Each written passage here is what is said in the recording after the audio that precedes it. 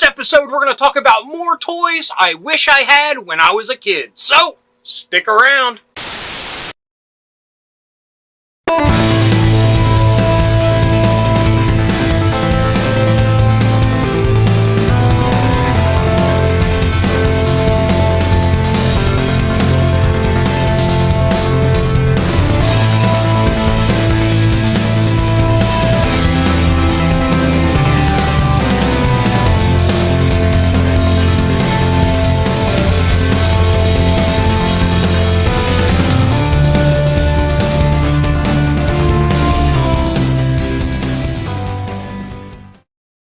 Hello, fellow dorks and dorkettes, and welcome to Nostalgia Syndrome. My name's Rob, and in this episode, we're going to talk about more toys I wish I had when I was a kid. This is the 12th episode of this, and believe me, there are no signs of it slowing down, because there have been hundreds of toys that have slipped between my fingers for one reason or another, or ones that, never really talked to my parents about or had enough allowance to get or birthday money to get, but they were still there on the shelves and I wish I would have had them. Anyway, number one on the list is the Transformer Shockwave. Now, thinking back to when I was a kid, there was a shopping center near my house, and it was where we did all of our grocery shopping at the grocery store there, that we rented our videos at the video store there, and we went shopping at the Ames department store there. But also in this shopping center, there was a camera store. And I don't know if it was a trend everywhere, but this camera store was also a pharmacy and had various bric-a-braca like you would find at a Rite Aid or a Walgreens nowadays. But its claim to fame was that it was a camera store. And I remember they had a huge counter at the front with different cameras and film processing and things like that. Anyway, they had a very small toy section, and I have vivid memories of a lot of toys I came across at this camera store. One of them being D&D toys. But one that has stood out through all these years that I regret not getting and seeing it there a dozen times was Shockwave, the Transformer. Now, I can't remember 100% if it was an officially licensed Shockwave or if it was one of the generic rip-off ones, because there were plenty of those. For some reason, Shockwave was probably the most bootlegged Transformer figure at the time. I mean, I know Radio Shack had their version of him where he was gray, and I know that there were a few other ones floating around. So I can't remember exactly if it was an official Hasbro Transformers Shockwave or if it was one of these rip-off bootleg ones. Either way, it was something that I would look at lovingly all the time, every time we went into this camera store. And I regret to this day not being able to get it. I'm sure my parents shooed me away when I asked for it, and they had 101 reasons why I didn't deserve getting it. And, that is all right. I didn't need to get everything I wanted as a kid. But it leaves me being an adult that just collects a lot of junk because I ain't letting nothing slip through my fingers anymore. But either way, Shockwave has always been one of my favorite characters, and the fact that he turned into a laser gun and had lights and sound effects was just icing on the cake to how awesome this toy was. And, I can't remember if it was the purple official one or some other off-the-wall color bootleg one. But either way, Shockwave is one of my favorite Transformers of all time, and I think it all stems from this encounter. Now, number two on the list is from Battlestar Galactica, and it is the Ovian.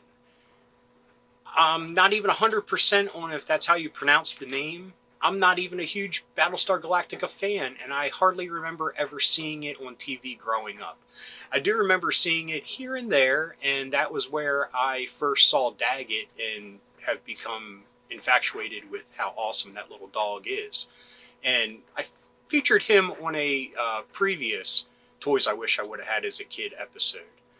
But the Ovian, I never really encountered it on the show itself, and I never knew anyone that was a super Battlestar Galactica fan, but it was one of those figures that always seemed to end up in people's Star Wars collections. It just somehow mingled into their toy collection some way, shape, or form. And I remember playing with it at friends' houses and stuff and always wanting one. I mean, it was such a great novelty to have a four-armed figure and those arms be posable.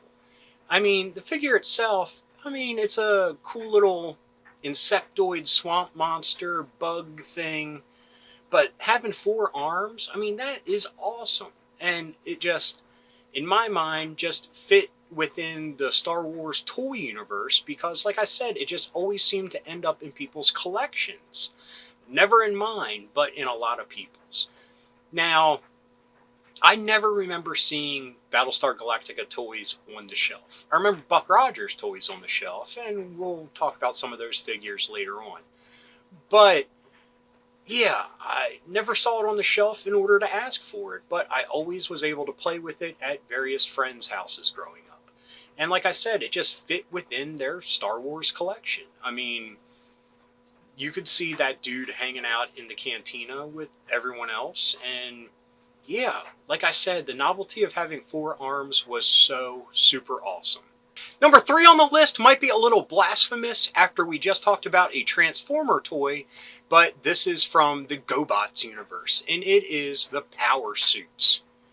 Now, there's just something so neat about robots that get inside more powerful suits to become even bigger, badder robots.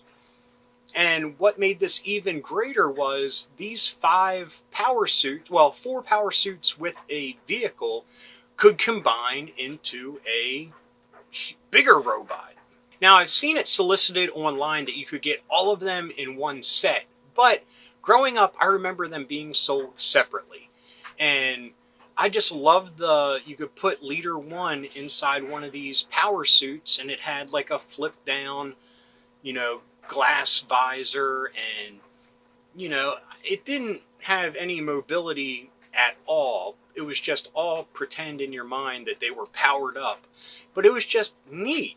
Like I said, to have a robot get inside another robot to become an even bigger, badder robot, which then combined to be an even bigger, badder robot than all those. I mean, it was neat. And growing up, I didn't have many Transformers or GoBots.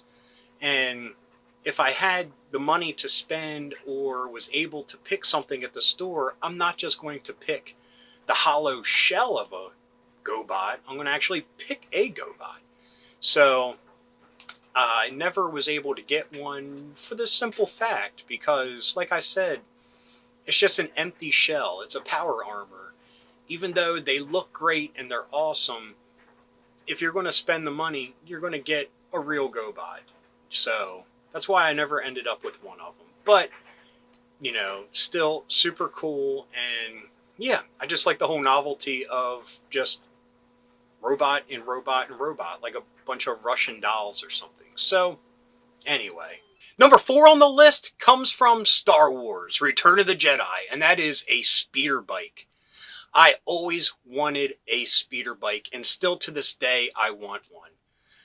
And yeah, there was nothing cooler. At that time in your life, you rode bikes everywhere. I mean, up and down the street, up and down your driveway, what have you. As a kid, you loved your bike and you were always on it. So to see speeder bikes, which are the Star Wars interpretation of a bike shooting at high speeds through the woods, making awesome noises, it just fueled the imagination and was great. Of course, for me, couple that with Ewoks and you have perfection. Now, the Biker Scouts have always been one of my favorite Stormtrooper units of all time. And I actually had one of them, which was great, but I always wanted that speeder bike. Now, I don't have any explanation to why I never got one. It just was never in the cards for me.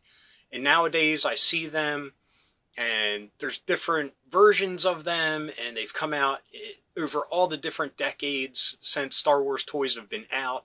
And there's even huge ones with Hot Toys out that look amazing. I mean, that Mandalorian Biker Scout set with Grogu, just breathtaking.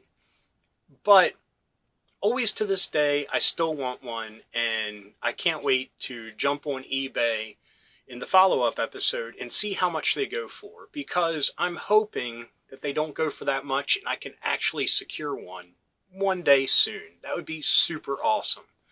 But like I said, when speeder bikes were introduced into the Star Wars galaxy, it just fueled the imagination. I would go up and down my driveway on my bike, just pretending I was on a speeder bike. And of course, I lived in the woods, so just trees everywhere. I felt like I was on Endor. I was probably more like the Ewok hanging off the handlebars than an actual awesome speeder bike scout. But yeah, just a toy that has haunted my toy collecting imagination for decades now. Now, number 5 is an educational toy, if you will, but was cutting edge technology and just awesome. And I envied anyone that had one. And that was a Speak and Spell. Now, the whole fact that a Speak and Spell played such a major part in E.T., for E.T. to phone home and all that jazz, that made it even more awesome. I mean, to see an actual toy that you wanted in a movie that you loved, just mind-blowing at the time. Now, these things were pricey, if I can remember correctly, which is why I never was able to get one. And, they even had math and speak and math and stuff like that too, but the Speak and Spell, I know in all reality I would probably grow sick and tired of it and not play with it after a while. After you get it to say poop and stuff like that, and spell out butt and booger and fart and stuff like that, you're going to get tired of it after a while, because you really don't care about the educational aspect of it. You just want to have fun with this awesome cutting edge technology. And it was probably a blessing that I never got one, because it would have been a tremendous waste of money. And it's something that I really don't care about nowadays to get in my collection, and never got any for my kids, because there's greater, better technology out nowadays for them to learn by. So this was one of those things I'll be interested to see in the follow-up episode how much they go for nowadays.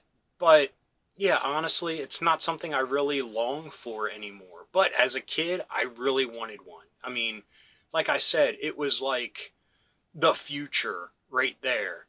And it talked to you, you could spell with it, and it just, all in a compact handheld with a handle form. It was awesome and great. But yeah, like I said, probably a blessing in disguise. I never got one, because after I got it to spell out a bunch of gross and disgusting and lewd things, I would have gotten sick and tired of it. But anyway, this was just a quick list of 5 things I wish I had when I was a kid. And like I said, this is the 12th episode of this. So I hope you enjoyed this episode. If you did, please give me a thumbs up. If you got something to say, please leave a comment. I love reading them, and I love getting back to everybody. And if you're new around here and you enjoyed this, or any of the episodes that YouTube is recommending down here, please hit subscribe. And if you hit that little bell icon, you will be notified whenever there's a new episode. So until next time, thank you for watching. Keep being rad and stay dorky.